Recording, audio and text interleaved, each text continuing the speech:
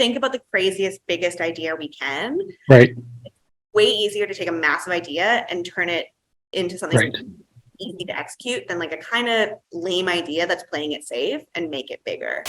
Welcome to another episode of the Growth League podcast. I'm your host, Caleb Clark, and today I am with my special guest, Sam Beck, who is the Senior Marketing Manager at Phillips Brewing and Malting. Welcome, Sam. Great to have you here. Hi, I'm so stoked to be here. Thank you for having me. Awesome. So you've gone from non-alcoholic beer to alcoholic beer. It's a fantastic journey. I'll ask you more about that in a sec, but learning a little bit about you and reading up on you, your approach is, I'm going to read here a little bit from LinkedIn for those that don't know you. Sam's marketing and management approach is a dynamic combination of strategy and creativity. She has a deep passion for building entrepreneurial brands and elevating their impact on the market for years to come, not just creating impact in the present moment. So, Sam, tell us a little bit about your journey to Phillips, and what intrigued you or attracted you to the opportunity that you're in today.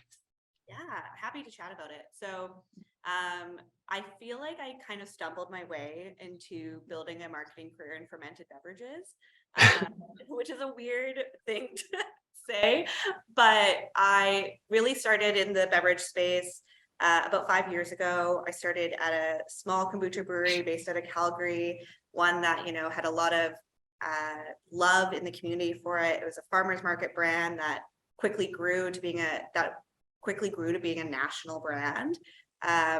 Worked there while the kombucha boom was happening, which is another weird phrase. The kombucha boom. It was a weird time, It was a weird time. A lot of weird conversations about kombucha and people sharing too much information with me when we were doing sales events.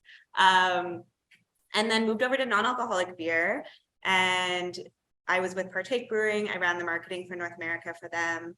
Once again, another startup brand that really quickly exploded. Mm-hmm. And while I was working at Partake, I got an email from a recruiter and they were like, "Hey, Phillips Brewing would love to talk to you."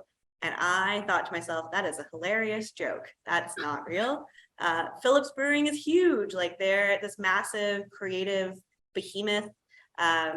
And when I say massive, that is like coming from companies where the team was like 10 people. So Sure. any concept of a team being bigger than 10 to 15 people in my brain was huge.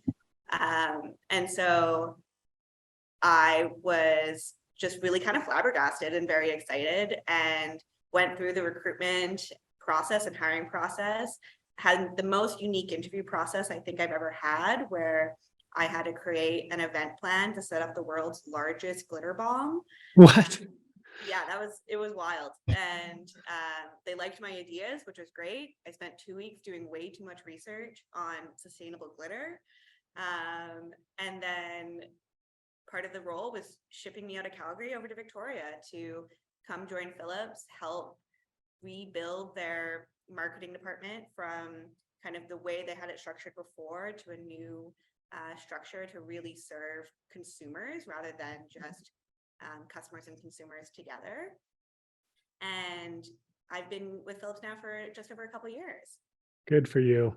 Well, I mean, you shouldn't have been so surprised when they reached out to you, right? I mean, Partake, what a fantastic story out of Calgary, and just the growth that they've experienced. No doubt, part of that was a big part of that was because of your support. So I wouldn't be too surprised.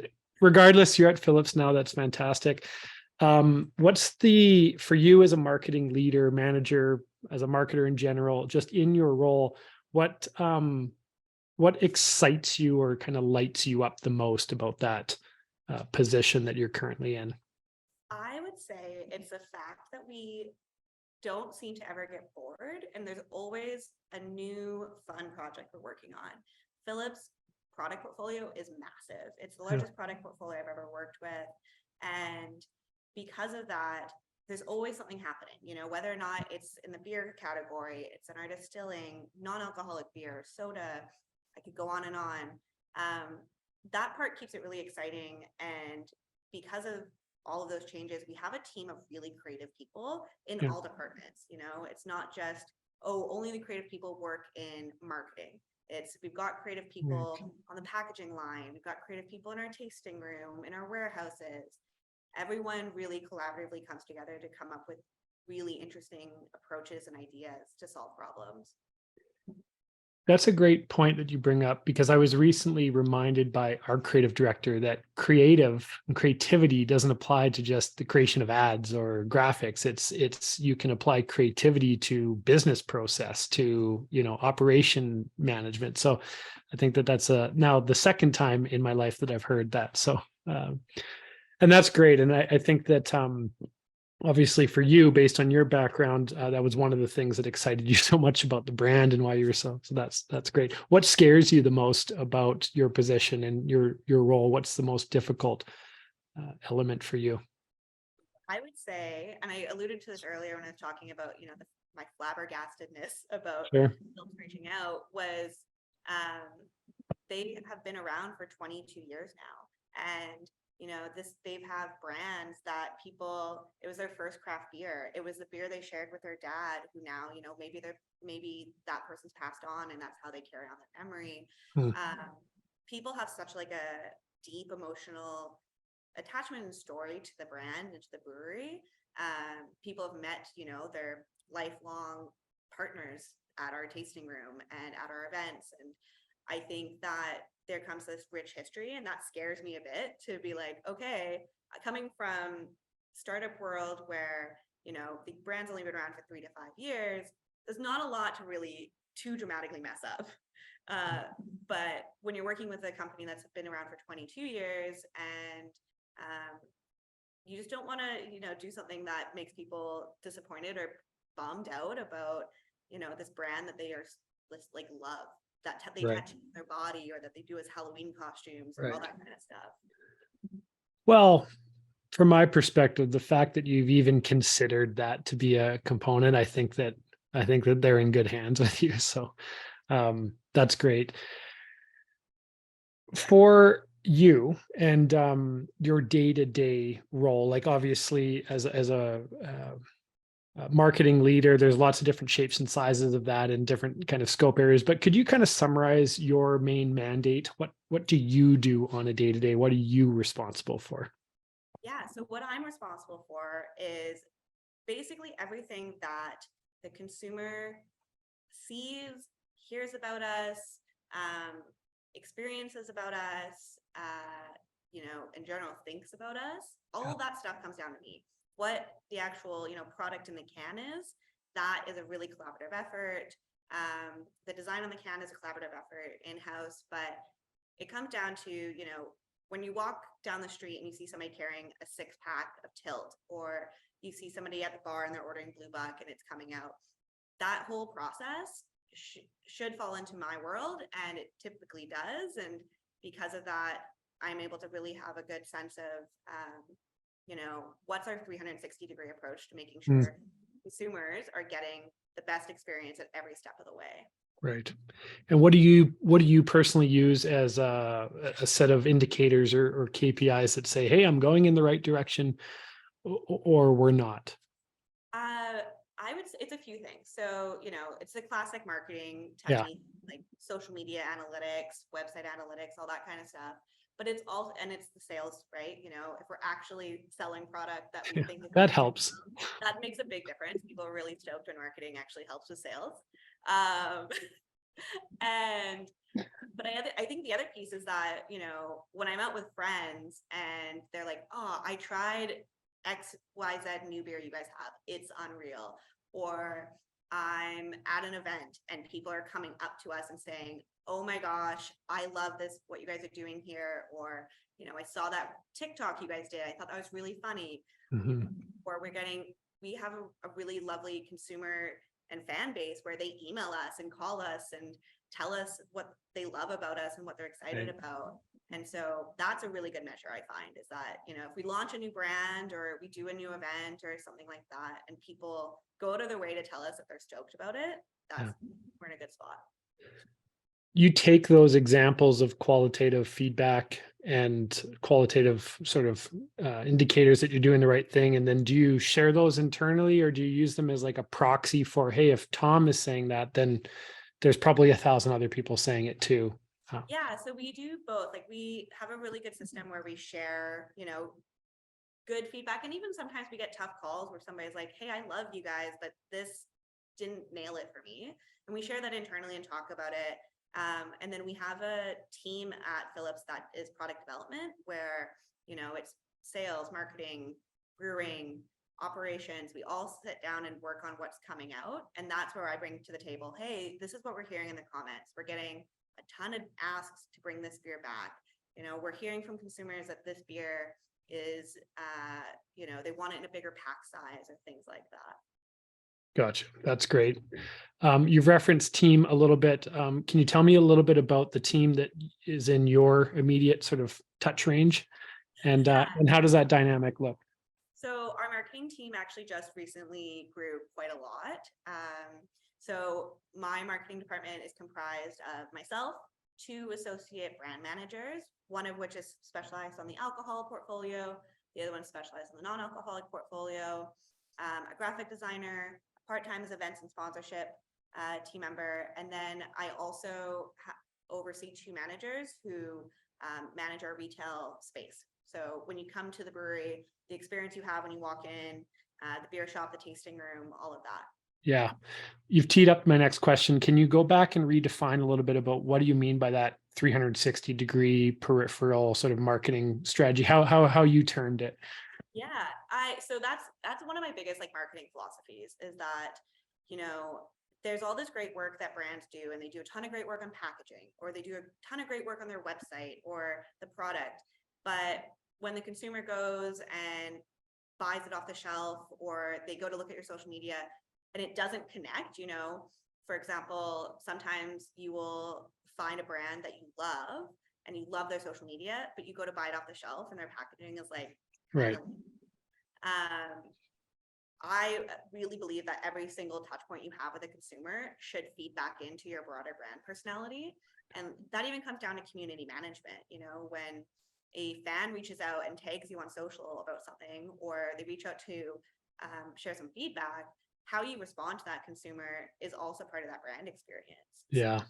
Because oftentimes that's the only time the person's ever going to talk to you as a brand. That's right. And so everyone on your team, some of them playing the role of community manager in certain cases, everyone is bought into that holistic. Okay, that's definitely. Key. And we actually have a unique approach where, so community management is done specialized based on portfolio Monday to Friday, but then on the weekends, myself and our 2 ABMs, we all take shifts. So one weekend, the ABM that specializes in non-alcoholic is doing the non-alcoholic social media community management and the alcoholic social community management. Right. So we do our big social meetings all together. We all talk about what are we all working on so that, there might be an idea that could work really well for a non-alcoholic brand. But the idea came from our ABM that works on our beer brands. Cool. So you provide forum or platform for that, give the ideas some air to breathe. Definitely. Right? It's hard to brainstorm when it's just you staring at a wall. Yeah. The ideas aren't great usually. Yeah. So Sam, like what would you say your top 1 or 2 superpowers are as a marketing leader? And you can brag a little bit, but what do people feed back to you in terms of saying, I'm great at this? Or I would say my organizational skills are quite strong. Coming from startup world, where often I was a team of 1 or a team of very limited amount of people, my ability to take big ideas, turn them into really actionable projects, and kind of get them out actually into the world, I think I'm quite strong at that. And I'm able to kind of take my team's priorities and organize them and, readjust as we need to. Yeah. And then I think the other thing I'm quite strong at is this whole concept of, turning unicorns into horses. So it's this concept of let's dream big, let's think about the craziest, biggest idea we can. Right. It's way easier to take a massive idea and turn it into something easy to execute than like a kind of lame idea that's playing it safe and make it bigger. That's awesome. Where was the inspiration for that thinking? I honestly, that metaphor I actually stole from one of my past team members back at Partake. And Alicia I think she got it probably from her time at ATB. And it's something that's really stuck with me because it's something that was an approach I had before, but I just never really knew how to like describe it. Right. And it's so much easier, you know, when you think, how big can we go? What's the weirdest and wackiest, and like a term we use often around Phillips, and it's not a term of like, you know, a bad term, is like, how stupid can we make this? Yeah. And we always ask ourselves that, like, how ridiculous and stupid and wild can we make this? And then what's actually possible? Mm. So by doing that and kind of giving it a name and an analogy, or however you say that, um, you're kind of giving people like the kind of the feeling of safety to come out with crazy ideas, right? Because it's by design that we reverse and bring it back down into reality. Totally. I think that's the thing that's always the hardest when I'm onboarding new team members is encouraging them to dream big and wild. And, you know, we might not have the budget for it, but we still might be able to make something similar to it, or Yeah. those kind of things. So It sounds like the balloon animal guy at the store. Like, well, I can't make it to my little 4-year-old. I can't make you a unicorn, but I can make you a duck. Like, yeah, definitely. that's Yeah. that's great. Um, like as it relates to, because the brand is so, like you said, nostalgic for a lot of people, it has a lot of history. It's really important that you have that tight knit internal team to be able to kind of bounce ideas around and flush things out. I don't know if you guys work with external partners, but if you do, how do you keep that intact? So our external partner work is super limited. Right. Most often we're working with freelancers, Right. and the freelancers we work with, you know, the number one rule I always have is, will I sit down and have a beer with this person? And if I don't feel like we could like sit down and like just hang out and chat about whatever, they probably aren't going to be a good fit because they won't get it. They won't get what we're trying to do. Right. And then after that, it's what we're doing is we do a lot of things where we like, you know, make sure, you know, the freelancer has like the fonts and the colors and all that stuff. And we don't have pretty brand books that we send people and are like, this is what Phillips is all about. Right. But what we do instead is we do a lot of like actual meetings and talking to them about, this is who we are, what we're trying to do. And then from there, the other part is we try to bring them to things that we're doing. So, you know, we have our big music festivals that we have at our brewery. And so I say, hey, graphic designer that we hire for freelance, do you want a couple free tickets to come hang out for the weekend? Because you can see and experience it in person. Come by for a brewery tour. Let's walk through and see the weird and wacky stuff we have here. And even when we were hiring a web developer last year to rebuild our website, he wasn't doing any technical graphic design. Yeah. But he was building the architecture of the site, and that made such a difference for him to get what we do and why we do it certain ways. Yeah. That culture of the team is critical because it amplifies the outcome or the output. That's great. You know, it kind of, in talking to you, it seems like you've been the caretaker of the brand for like 20 years. So in reality, what did it look like when you first came in? Like, was there a blank slate there, or was it kind of like you need to jump on a moving train and kind of make it, which part of it was made your own and which part are you borrowing from what existed? That's a great question. So when I came in, the role title I had never existed before. My previous title was brand and consumer engagement manager, which I At Partake. at Phillips. Oh, okay, at Phillips. Okay. Yeah. So I often joke that like that was the longest job title I think they probably could have made in company history. And they did that very purposely because they wanted to make sure that they were bringing somebody in that was focused on the brand consumer side of it, and like and it sounds obvious, but engaging with consumers, which they've never really done before. The primary base of the Phillips marketing strategy before was events and sponsorships and great packaging, and a great beer, you know, and having a lot of fun. And so when I came in, the stuff that was already built in was the events and sponsorship strategy. But There wasn't a very active social media strategy.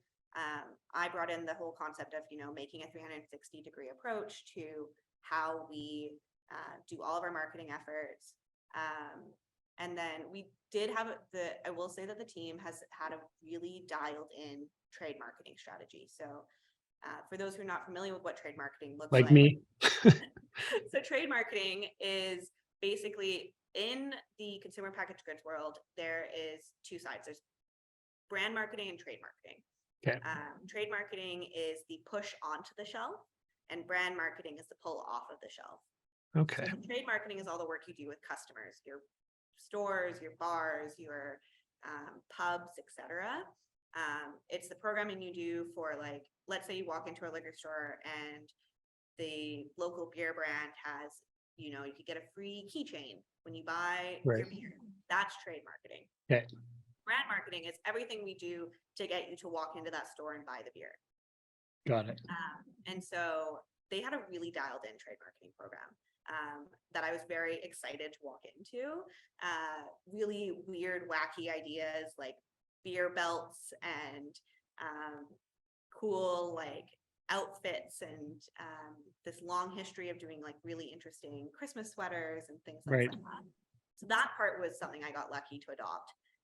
But the brand marketing side was all fresh. Nice. Got to put your thumbprint on it. Yeah, very, very cool to, like, be able to actually feel like I'm making a difference and having an impact on a brand. And that's been around for as long as it has, but has also always been changing and evolving. Right. When you work and you're sort of leading such a cool brand like yours, how do you resist the temptation to, like, just keep trying to be so cool and, like, but still remain human and, like, simple, right? Because you know how it is, like, when you're like, oh, that's not cool enough for Phillips. How do you not kind of get the nose up about? I think the thing is that none of us take ourselves too seriously. Mm. I think we're cool very effortlessly. There's some brands where you look at them and you're like, oh, they're cool because, like, they're very refined and they're, Right. all of those, they've got the fancy fonts and the minimal packaging and all of those kind of things. And I think the thing that makes Phillips cool is that we're authentic to ourselves and we haven't wavered from that. We've been really lucky to have Matt Phillips super involved in everything from the very beginning to now, and continues to be very involved. And that helps to kind of keep us in line. We've also done a good job of, making our virtues and values very clear to us. We're DIY. If we're not having fun, we're doing something wrong. And at the end of the day, it's just beer. Like, put it in perspective, right? Team conflict and your approach to participating in, well, not like participating in it, but facilitating a resolve or resolve between the people. Like, what has been your playbook established over time on playing your role as a leader in those tricky situations? I think as a leader, you have to try to pick what conflict you want to step into and what conflict you need to just, like, let them figure out. Because at the end of the day, we're all adults and you don't have to love everybody you work with, but you have to at least be respectful and acknowledge why that person is on the team and acknowledge what they bring to the table. So I think that's one piece. And so, if it's a conflict that I don't feel like I want to directly step into, so I'm not sitting down with each individual person and talking about it.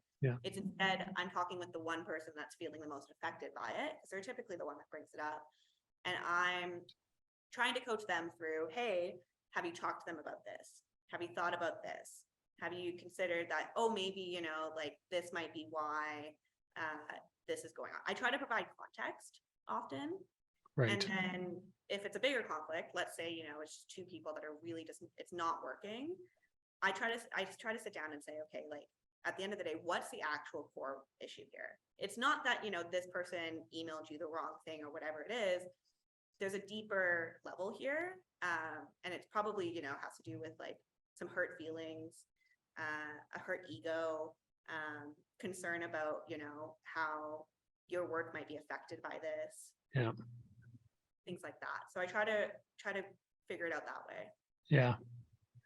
Reason I ask that question a lot is because it's people that we're working with, right? And that's the most complicated factor in all of this. It's not the trade marketing or the brand marketing. It's the empowerment and motivation and reconciliation and the way we facilitate that kind of stuff. So thanks for sharing your approach. Was that learned over time, or was it something you've always been pretty comfortable with? Or it's definitely been learned over time, I would say. I feel a bit lucky. So I grew up, my mom has been a people manager my entire life. So, I'd be 12 sitting at the interesting. table, and she'd come home and talk about work and talk about the problem that she's dealing with. And so it was funny when I went to go do my bachelor's degree, I was sitting in classes and I was like, this is an obvious concept. And I realized that, growing up with a mom who's been people manager of teams of 30 to 60 people in the corporate world, of all levels, there was just things I was picking up inherently. And then the other part is I've had some really incredible managers that I try to emulate. And I think about, what do I really love about how they talk to me, or how they coached me, or what they brought to the table. And then at the end of the day, I just think to myself, what would I want? Yeah. When you we've all had a bad manager.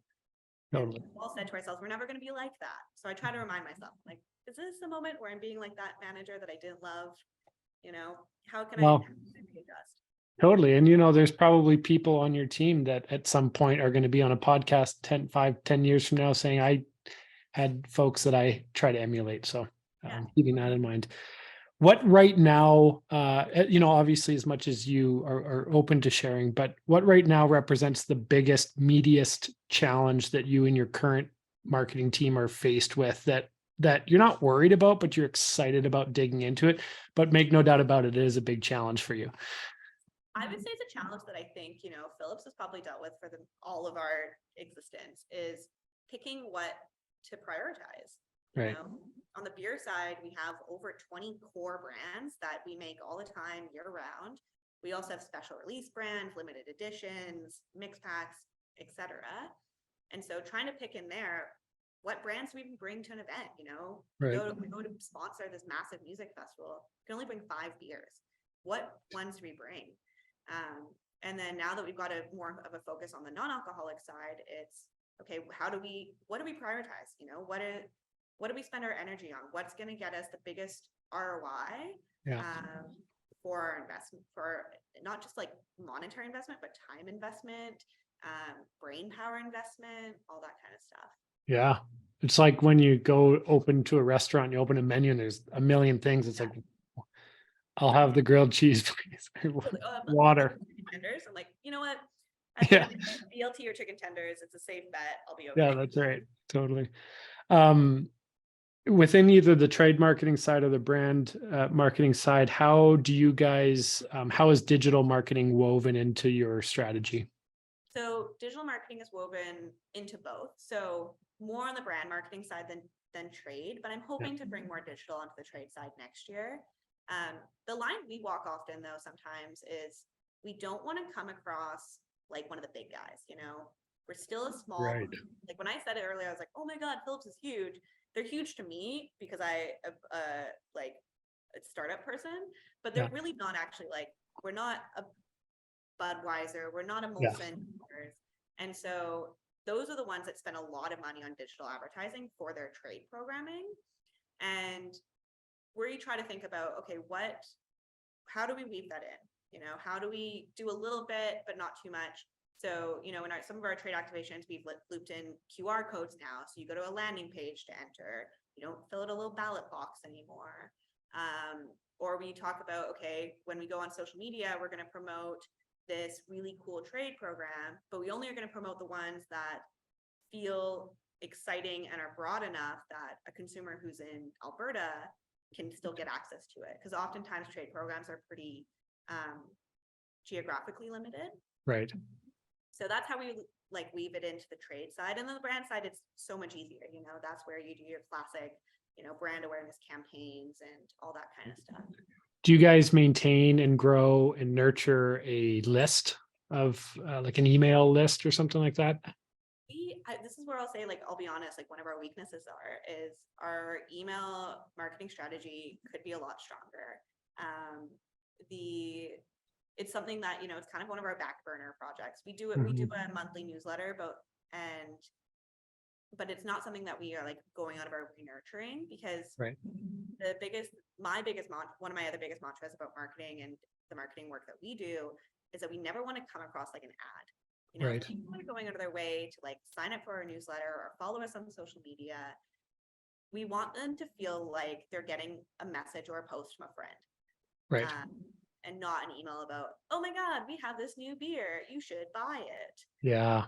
Yeah. And with a team, like you said before, one of the biggest challenges, as in the way you were describing it, one of the biggest challenges, knowing what to prioritize with all the brands. I think that it extends to, your marketing mix as well, right? Just, you can't chase everything, right? And especially when the brand is so important, right? And the experience you want people to feel. That's cool. I have two more questions. I feel like I could talk to you for a few hours, but two more questions. One of them is, again, without getting into details of numbers, more so the act and the art of budgeting and budget allocation. How do you go to a blank piece of paper coming up on a brand new fiscal or quarter and think about the art of budgeting? What's your approach? Yeah, that's a great question. So my budgeting I think I probably have one of the most convoluted budgets that our CFO sees every year, because it's divided by. Is it in glitter? Do you make it in glitter? Maybe next year. I might need to add just a subsection for the general ledger of just glitter budget would be great. Yeah, glitter budget. Yeah. Recurring, charge it. It would be great. I do actually, this is a funny thing. I have a section on my budget that is it's labeled bathroom painting. And it's because I'm going on a bit of a tangent, but no, I love it. Australian sign painters that work out of in our parking lot. And we have these C-can bathrooms that we use for our backyard concerts. Right. And they're massive murals. And so I have a budget line that's always gotta make sure we update these C-can bathrooms. That's awesome. The painting looks good. That's cool. That's great. I divide my budget basically between the alcohol portfolio and the non-alcoholic portfolio. And then within those budgets, I divide them based on brand portfolio. So beer, distilling, soda, Sparkmouth, and Iota. And then I go by geography. And so that kind of helps me carve down, Right. So how much money are we going to invest in the Alberta market? How much money are we going to invest in the Metro Vancouver market? How much money are we going to invest in the Vancouver Island market? Right. So that's how we start there. And then I also look at honestly, the number one thing I always look at is what did we spend last year? What worked? What did we really love doing? And what did we have to say no to because we didn't have budget for it that we really want to do this year? I always kind of keep a running list on the side of my desk of, when budget comes around, make sure we have budget for this. Make sure we allocate for this. And we have a lot of big event sponsorships that have big prices to them. So that's always make sure that those get in there, music festival sponsorships, Vancouver Canadian sponsorships, things like that. And then after that, like I said, it goes down to what are our larger priorities for this year and who needs that money the most to allocate. And my budget strategy is, and I tell this to our CFO and our president all the time, and I say, I ask for as much as I can, because the number one tip I've been taught about negotiation is you want to hear no on the first round. If you don't, then you didn't ask for enough. Yeah, exactly. I want this much. Yes. Yeah. I always ask for a ton of stuff and they say no. And that makes sense. And then I go back and I have a conversation with them about, okay, what's, the broader company goals? How do I make my marketing budget answer to that? Because at the end of the day, my team is here to serve the company, to make us grow and help us be bigger and better. And bigger we are, the more cool stuff we get to do. Yeah. And you don't always want to be a cost center, right? You want to be, that's great. What was I going to say? That's okay. Oh yeah, my question to wrap up that topic was, are there times where you've got down to the brand allocation level? Yeah. And is there any times where you're like, you know what, that brand has enough steam power and organic equity that I'm just going to let it ride its course and divest entirely from it? There's we don't do a full divest, but it's, you know, it's something we actually did recently where I said, hey, this brand is doing great. We're in a good spot. This brand, if we take a little bit from this one that's doing really hot and Yeah. divert it over here, this guy's gonna be able to catch up a lot more. Right. So, it's funny because the way our office is set up is like my desk, and then literally right beside me is one of my APMs. The other side of me is our graphic designer, and then like just across like another 4 feet is one of our other APMs. So all I do is like turn my chair around. I'm like, Yeah. you're losing money from your budget. I'm moving it here, and we're gonna have a great time. Yeah. Yeah. And See you later. everyone's just like, okay, great. And then we move along, and everyone. The thing that's nice is no one like there's no competition within the team, especially Right. between those two ABMs. It's very much like, I get it, you know, I'm doing really great. You're gonna do great. We all can succeed together. Yeah. That's great. Last question for you. For the brand, when you go to sleep at night and sort of close your eyes and think about it, and hopefully you're not thinking about the brand all the time, but when you do, what is some of the like what comes into clarity in terms of where this brand can go and should be going, and you want to see it go? What are some of the ways you would describe what that looks like? I would say the big things I think about are how can we create more opportunities for our consumers to feel a part of what we're doing. Hmm. So how do I find more ways for them to feel like members of the club?